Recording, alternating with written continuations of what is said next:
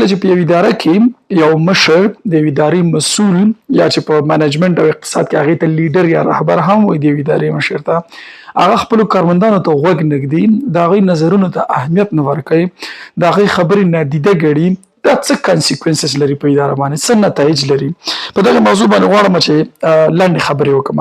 ګورئ، کله چې تاسو په یوه اداره کې لاس لاندې سبارډینیټس لرئ، کارمندان لرئ یا یو ټیم لرئ او تاسو د هغې مشر هستئ او هغې ته غوږ نه ږدئ، لومړی د هغې انګیزه وژل کېږي یا کمیږي. دا څه معنی لري؟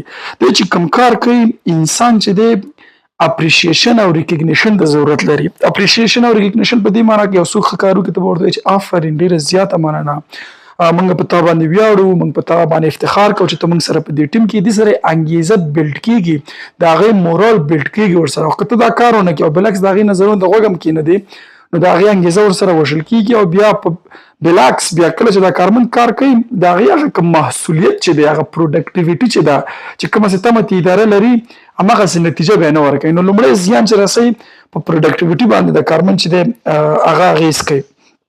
دویمه خبره، ګورئ په اداره کې خو مشران تصمیمونه نیسي، پلانونه خو به مشران جوړوي. ډیسیژنز میکرز چې دي هغه منیجران دي، لیډران دي، رئیسان دي، سی اوز دي، هیډ دي، امرین دي، دوی ډیسیژن نیسي نه.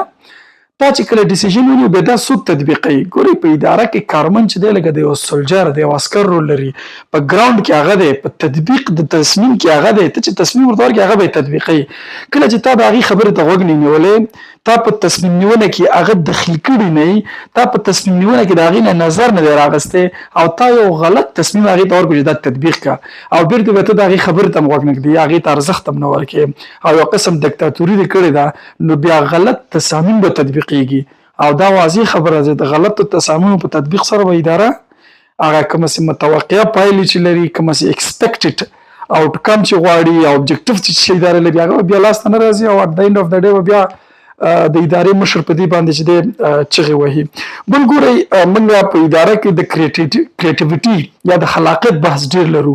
انسانان چې دي دا فکرونه ټول یو شی نه دي، یو څوک په یو برخه کې، یو څوک په بله برخه کې. زه کیدای شي په لیکلو کې ډېر تکړه اوسم، په طرحې جوړولو کې ډېر تکړه اوسم، یو څوک یې په تطبیق کې ډېر تکړه وي، یو څوک چې دی بیا په راپوردګي کې ډېر تکړه دی، یو څوک چې دی په کوډینیشن کې ډېر تکړه دی. ګوره دا مختلف ماینډز چې ته راټول کړې نو دې نه یو ډېر ښه شیز جوړېږي. نو ته به خلاقیت نه وژنې. یو کارمند کیدای شي په یو وزارت کې داسې یو نظر ولري یو ښه چې یو وزیر یې نه لري، یو وزیر په کابینه کې شاید داسې یو ښه طرحه ولري چې رئیس جمهور یې نه لري، یو عسکر په نظامي برخه کې شاید داسې یو تجربه او یو ښه طرحه ولري چې یو مارشال د یو هېواد یې ونه لري. نو خلاقیت دې سره وژل کېږي. ته چې چاته اهمیت نه ورکوې، د هغې خبرې ته غوږ نه ږدې، یو قسم اتوکراسي یا دیکتاتورشپ دې شروع کړی په اداره کې، نو دا بیا څه شی کېږي؟ هغه خلاقیت ورسره وژل کېږي. بل په اداراتو کې یو بحث د چینج منیجمنت دی.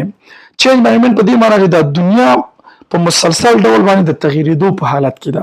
څه سیاسي تغییرات، څه ټکنالوژیکي تغییرات، څه اقتصادي تغییرات، څه مالي تغییرات، دا د وخت په تېرېدو سره راځي.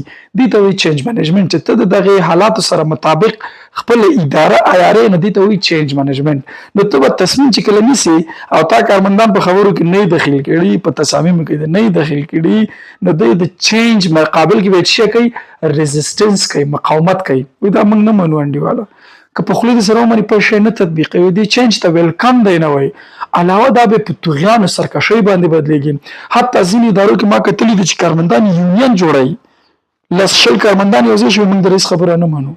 په ډېر یو حساس وخت کې چې ادارې ته د کارمندانو ضرورت یو طغیان سرکشي رامنځته کېږي.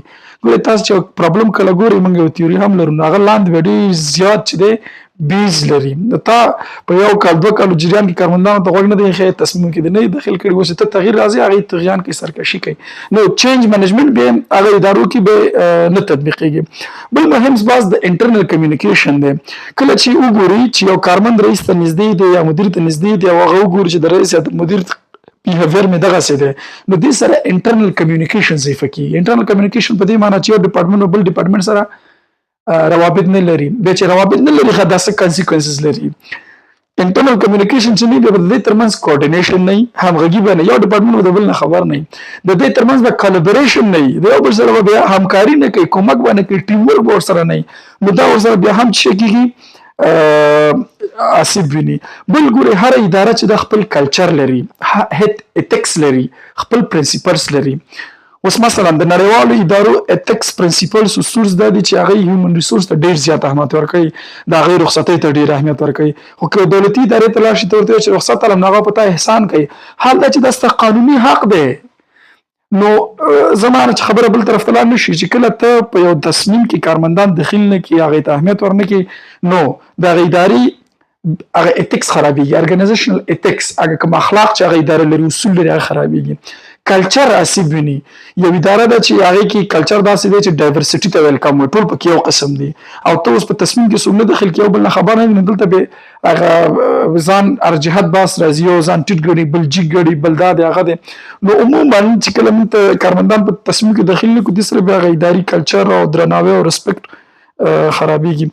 نه غواړم خبره اوږده کړمه. بل ګورئ موږ چې په یو کنټکس کې کار کوو، په یو ماحول کې کار کوو، زه د یوې ادارې مسؤل یم، زه د یوې ادارې کارمند یم، د اداره په دې ماحول کې کار کوي، په دې کنټکس کې کار کوي، نو دې کې خطرات دي. دې خطراتو ته موږ لکه ان ایکسپیکټډ یا انسرټن ریسک شته دی، نامعلوم، مبهم یا تی توقع نه لري خطرات دي. دې خطراتو نه ورته څوک خبروي؟ ته خو رئیس صاحب یې، ته خو وزیر صاحب یې، ته خو معین صاحب یې، ته د یو شعبې امیر صاحب یې، ته قلار په کوچ ناست یې. ستا په ګراوند کې کارمند چې دی هغه به تا خبروي. که ته چېرته دا په تصمیم کې دخیل کړی نه یې، که تا چېرته د دې خبرې ته اهمیت نه یې ورکړی، که تا چېرته د دې مورال کشي کړې، که تا چېرته د دې انګیزه کشي کړي او هغه تا ته په زړور، په ویلکم او یو قسم ستا منیجمنټ کلوز ډور وي. کلوز ډور په دې معنی چې تا ته ټک ټک وایي چې اجازه ده، نه، ته باید اوپن ډور منیجمنټ ولرې، دروازه دې باید تل خلاصه وي. وګورې رئیس صاحب کار دی راشه درسره. نو که چېرته تا په تصمیم نیونه کې دې دخیل کړي، بیا دا تا ته وایي چې امیر صاحب، رئیس صاحب، کاکا، لالا، ګوره دا موږ دا پلان چې تا راکړی، دا تصمیم چې تا نیولی، دا که زه تطبیقوم، ګوره دا خطرات ما ته مخته راځي، او دا خطرات ما نه آسیب کوي، تا نه آسیب کوي، بلکې ټول ارګنایزیشن آسیب کوي، انسټیټیوشن ټول آسیب ویني یا خطر ویني.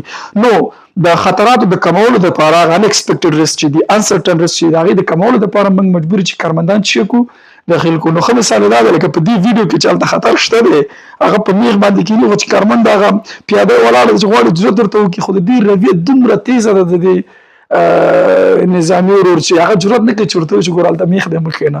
نو دا ویډیو مې همدې په خطر راوستلی ده چې یو بحث پرې وکړو، یو مدیریتي بحث پرې وکړو چې د کارمندانو انګیجمنټ، د هغې اسوشیټ کول په تصامیمو کې، په خبرو کې، او هغې ته یو قسم رسپیکټ ښودل، دا به ډېرې زیاتې ګټې لري. خدای مو خوشحاله لره. ښه وخت.